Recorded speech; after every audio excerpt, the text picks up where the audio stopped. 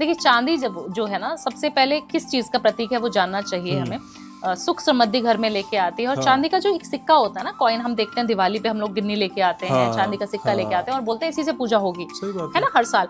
आप देख ही रहे हैं चांदी का रेट कहाँ पहुंच गया। अगर आप वैसे भी उपाय के तौर पे भी मेरे उपाय सुन के किसी और के इसीलिए बढ़ाया रेट, आपने बिकवा दी है सारी चांदी। तो अगर आप उसको रखते भी रहेंगे ना स्टोर करके, तो आप जब बच्चों की शादी करने पे हम लोग आएंगे तो हमारे पास खूब सारा अच्छा धन होगा। तो एक तो वो है। दूसरा, अगर आप चांदी का कॉइन लेके आए, कॉइन जरूर लेके आए नवरात्रों में। एक कॉइन ले ले, मुझे लगता है 1000-1500, छोटा वाला 10 ग्राम का भी लाएं तो उससे भी काम हो जाएगा।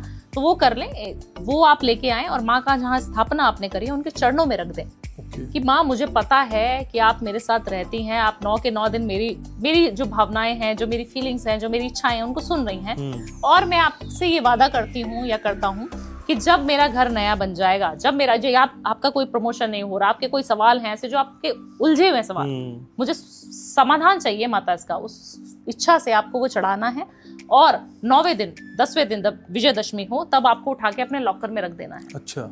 वो करने मात्र से आप जो इच्छा आपने मांगी है ना, आपको वो सारी चीजें मिल जाएंगी ऑटोमेटिकली अगले नवरात्रि तक। तो ये 9 दिन आपने रिचुअल करना है कि माता मुझे पता है मैंने इस इंटेंसिटी से इस चीज को रखा है और मुझे ये घर बनवा दीजिए, मैं उसके बाद भंडारा कर दूंगी, इतनी चीजें कर दूंगी, ये चीज डोनेट कर दूंगी, वो चीज पर आपको करनी है।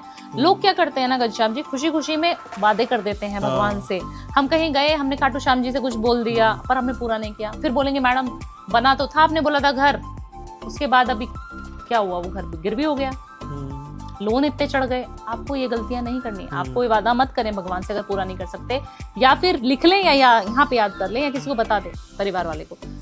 कोई भी फेक प्रॉमिस भगवान से बिल्कुल नहीं करना चाहिए, आप बर्बाद हो जाएंगे।